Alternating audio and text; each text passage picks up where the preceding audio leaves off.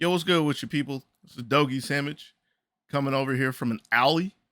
Um, some friends have asked me to give them a little rundown about Bomberman. You should make some Bomberman guys. And while I don't think I have any kind of credibility to really do it, I guess I'm gonna try to start just to try to give some people a little guidance because there really isn't anything out there from what I've seen.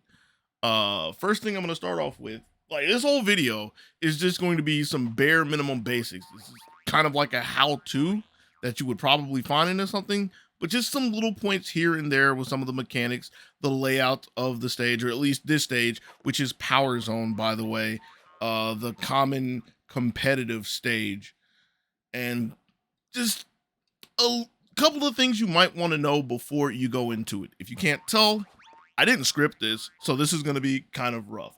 Like I said, I'm starting off in an alley because I want to stress how important alleys are in the game. Alleys being the spaces that have two blocks on the side. So like this is an alley, this is an alley, this is an alley. For all intents and purposes, even though this is a corner, I consider this an alley right now. This is an alley. Why is an alley important? Well, if you look, you're realistically going to stand in two places, either an alley or a cross or intersection, whatever you want to call it.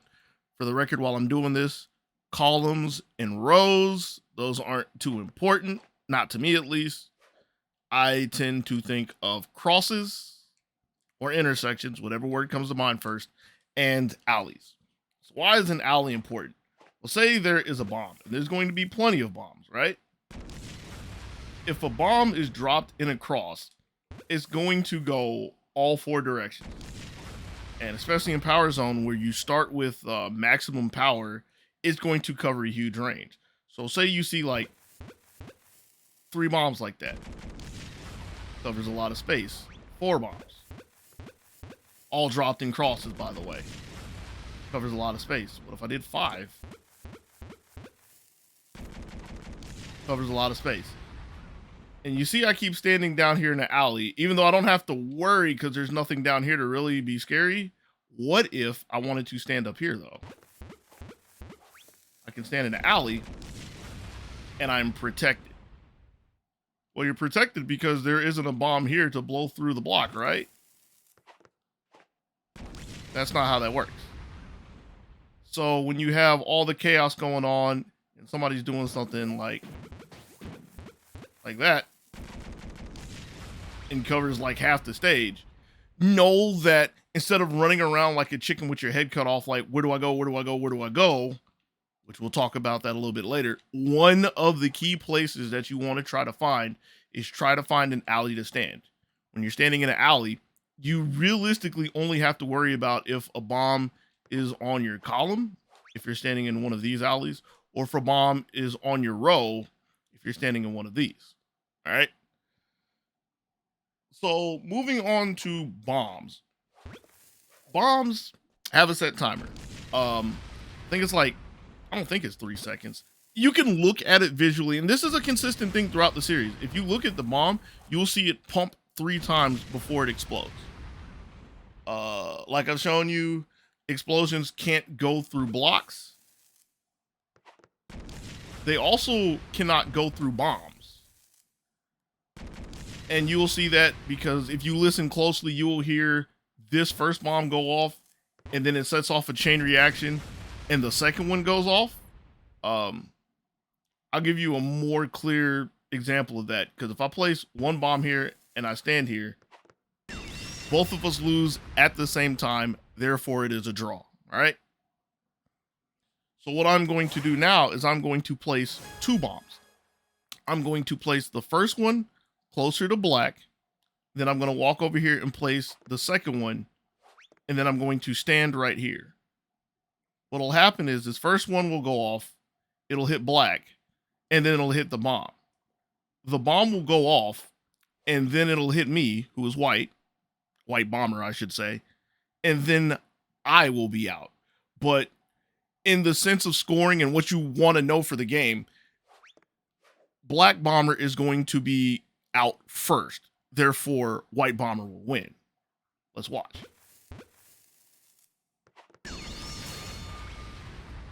And I guess this is a really good thing because if this was actually a Super Bomberman R Online, you would actually see both of them with the out animation. But because this is only R, because I'm too lazy to have two systems going at the same time right now, it cuts out that mystery. So if I were to do this the other way and place, how would I do this? Place a bomb here first, and then put the second one over here, white bomber would lose first. And I asked myself, how would I do this? I would do it like this. And as you see, white bomber takes the L. See how those bombs, explosions can't go through blocks. They don't go through bombs, but they set off chain reactions. But they can go through players. I guess I can show you that they go through players.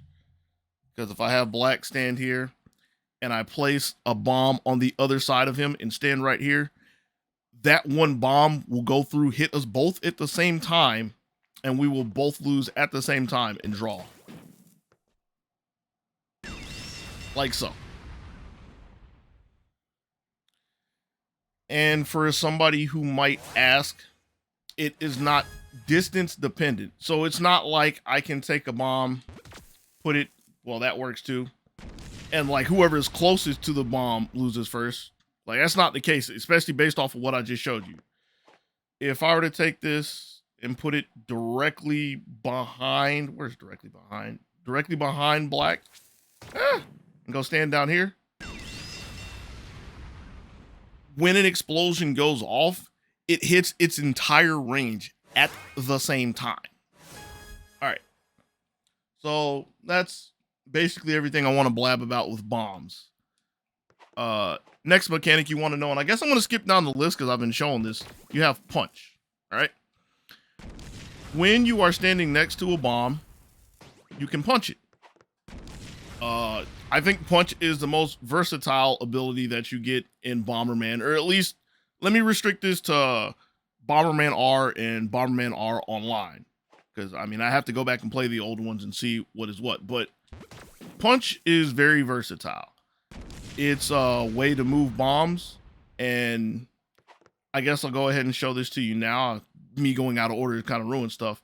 When you have a situation like this where you can't kick a bomb, we'll get the kick in a second, I promise. When you can't kick a bomb, you can actually punch it to move it out of the way, which is very valuable to know. When you punch it, there's a few ways you can remember how far it's going to go. Depends on like how you like to remember stuff. I personally like to think, that it's going to go 3 spaces, right? So it starts here, it goes 1, 2, lands on 3. Starts here. Maybe if I can punch the right direction, it lands on 3. If you like to cliff note stuff into alleys and crosses, you can say that from where you start, and this is going to be a little wordy, follow me, from where you start. So if I start with the bomb in the alley, it will skip 1 cross, it'll land in the second. So bomb in alley, skip 1 cross, land in second.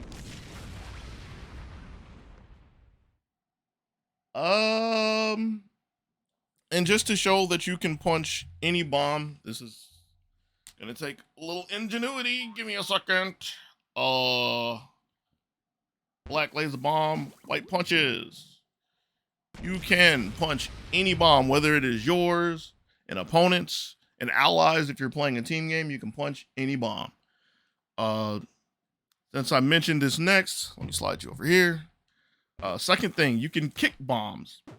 You kick a bomb by walking into it.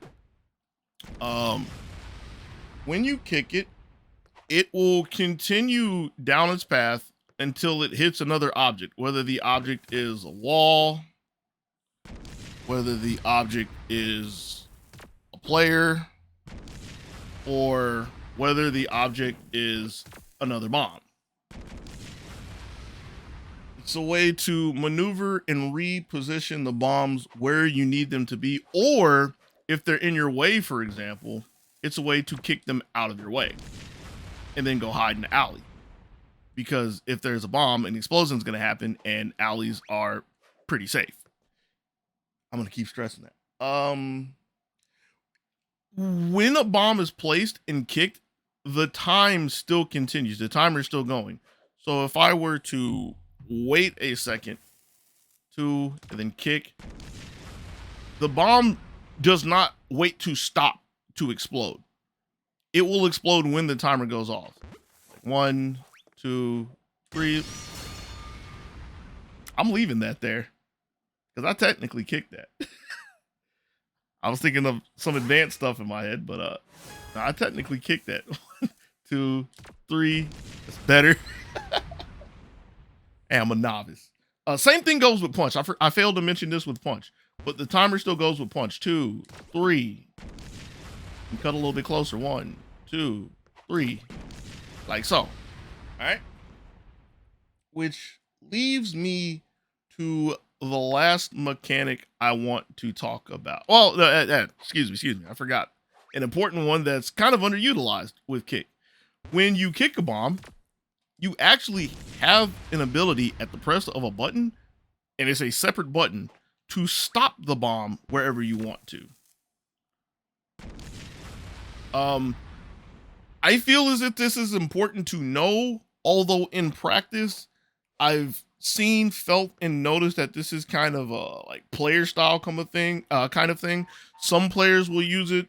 Some players use it often. Some players never use it. Some good players never use it. Let me specify that. So it's not like an entirely vital thing to integrate into your game, but there are times where you'll find it really useful to know. And with that leaves me. No, I keep skipping. So I'm glad I like sat down and like made an outline. When you go to kick a bomb, if you do this too quickly, that's not too quickly. If you do this too quickly, it is actually possible to kick the bomb and stop it in the same spot. So you have to be careful of that. And now, without further ado, without further interruptions, and unless I just completely forgot something that I don't know right now, an unknown, this leaves me with the last fundamental mechanic of, well, at least Bomberman R and Bomberman R Online, which is the throw. When you are standing on top of your bomb, and there's a couple things you have to realize. You have to be standing on a bomb, and the only way you're going to be standing on a bomb is if you're standing on your bomb that you dropped. You can press the button again to pick it up and throw it. How far do you throw it? Goes into, let's go back to visual cues. That's what I have it listed, blah, blah, blah. Bluntly speaking, it goes 5 spaces, all right? If you can gauge 5 spaces, that's the easy way to go about it. This is another thing like punch, where if you are standing in an alley, it'll land in the opposite type, which is a cross. So I'm standing here in an alley, I throw the bomb, it'll land in a cross. If you want another way to visualize it, when standing in an alley, it'll skip 1 cross, 2 cross, and land in the 3rd cross. Skip 1 cross, 2 cross, there it is in 3. You can throw over blocks. I actually should have made some more notes about this, but just know you can throw over blocks. Because it cannot land on a block, as you see, it bounces to the next available space. And it is the next available space because if there is something occupying it, like a bomb, it'll bounce off of the bomb because 2 bombs can't be on the same spot. It'll go to the next available space, which is a block, but that's not actually available. And then it goes to the next space, which in that example is empty. Like so. Okay. And I've kind of shown this a little bit. This is probably the least utilized mechanic out of all of them, is the fact that since you're pressing the button to drop a bomb, you're pressing it again to pick up the bomb, and then it is thrown. What you might not think to do, or let me back up. What you might not think about is you're actually throwing the bomb by releasing the button. So what if I held the button? You would hold the bomb. And you can just kind of carry the bomb. Kind of primed and ready to throw the bomb. Kind of like a quarterback. If it hasn't crossed your mind with what I just showed you, while you were holding the bomb, the timer does not move. And in fact, the timer resets. Same thing happens when you just pick it up and throw it, because you technically go through the entire process. You pick up, you're holding, you're throwing, and once you pick up a bomb, the timer resets. So again, let me show you. 1, 2, 3, bomb explodes, right?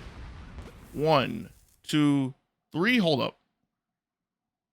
It's not exploding. It's not exploding. And in like punch, when I throw this, it's not going to automatically go off. It's going to reset. Let's see. 1, 2, 3. So yeah, that's something to be mindful of about thrown bombs. And it gets kind of hectic when you come across somebody who does this, and you're having to comprehend that even if they've been sitting here for a second with their bomb, and then they pick it up and then they throw it, it feels like this takes an eternity to explode. One last thing. And this is a question that somebody has probably had in seeing this. So I've shown you that you can punch a bomb and it goes, I guess I should, well, I didn't say this, but it does go over bombs and it lands on its face. I've shown you this with throw, where when you throw and it lands on something, it bounces off and it goes to the next available space. So what happens if a bomb lands on another player? They get stunned for a second. You cannot overlap the stun. I guess the other thing I should show you is, hold on. Same thing with punch. They get stunned.